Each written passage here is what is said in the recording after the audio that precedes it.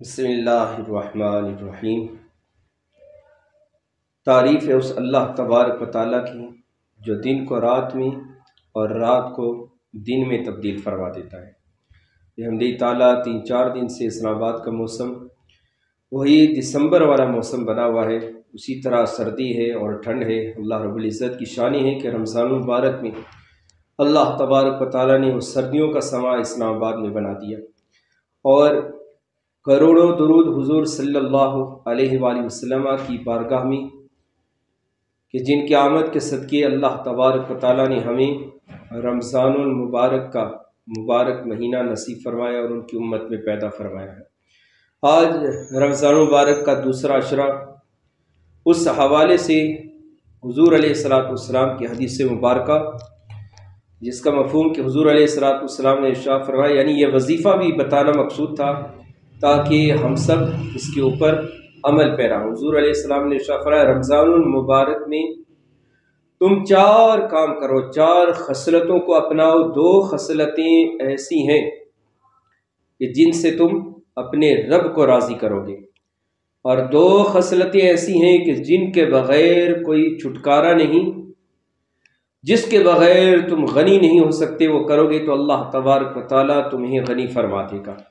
ارشاد فرمایا 2 خصلتیں کہ جن سے تم اپنے رب کو راضی کرو گے، وہ یہ ہے کہ تم رمضان المبارک میں لا الہ الا اللہ اس کلمے کا کثرت کے ساتھ ذکر کرو۔ اللہ اکبر۔ حضرت موسیٰ علیہ السلام آپ نے اپنے رب سے عرض کی تھی، اللہ رب العزت مجھے کوئی ایسے کلمات دے جو میرے ساتھ مخصوص ہوں، جس سے میں تجھے یاد کروں، تو اللہ رب العزت نے ارشاد فرمایا کہ لا الہ الا اللہ۔ موسیٰ علیہ السلام نے عرض کی، اے میرے رب ان کلمات کے ساتھ تو تجھے سب ہی یاد کرتے ہیں، مجھے کوئی مخصوص کلمہ دے دیا جائے۔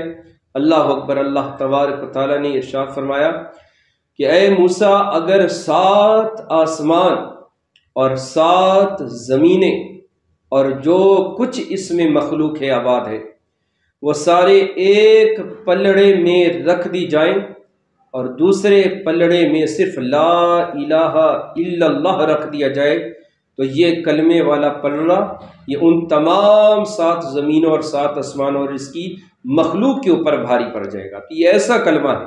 تو اللہ تبارک و تعالیٰ کی اس کا وحدانیت کا اعلان ہے، تو اس لیے کثرت کے ساتھ کلمہ طیبہ کا رمضان مبارک میں ورد کریں۔ دوسری خصلت جس سے تم رب کو راضی کرو گے وہ کیا ہے؟ استغفار۔ اللہ کے حضور توبہ کرو، اور جیسے دوسرے عشرے کی دعا استغفر اللہ ربی من کل ذنب واتوب الیہ۔ اللہ اکبر۔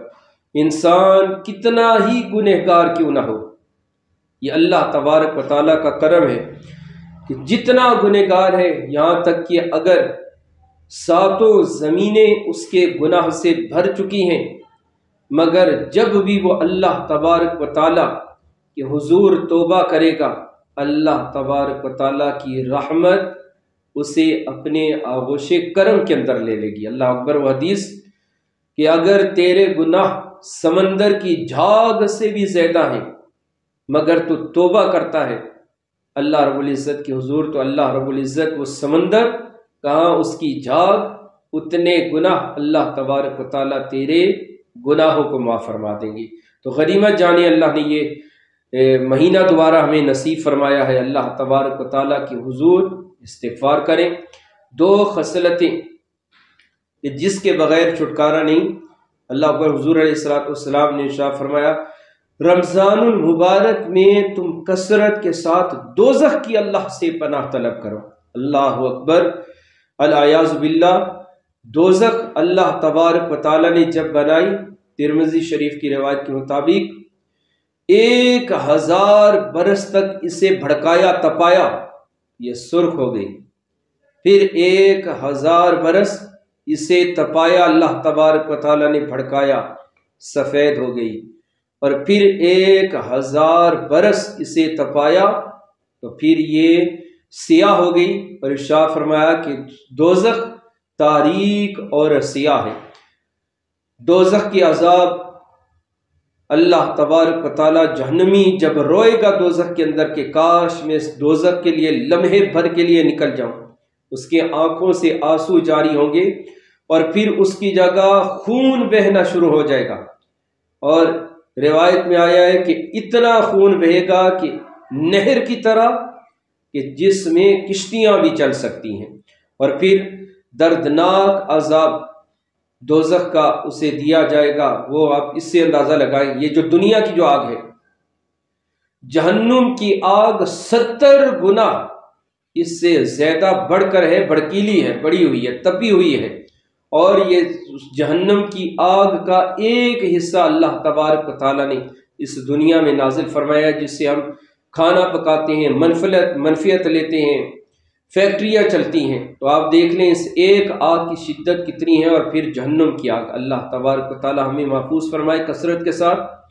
دوزخ کی پناہ اللہ تبارک و تعالیٰ سے طلب کریں، اور ارشاد فرمایا جنت کا اللہ رب العزت سے سوال کرو۔ اللہ اکبر، اس لیے کہ جنت اللہ تبارک و تعالیٰ کی رضا اور خوشنودی، اور سب سے بڑھ کر اللہ تبارک و تعالیٰ جنتیوں کو جنت میں اپنا دیدار نصیب فرمائیں گے۔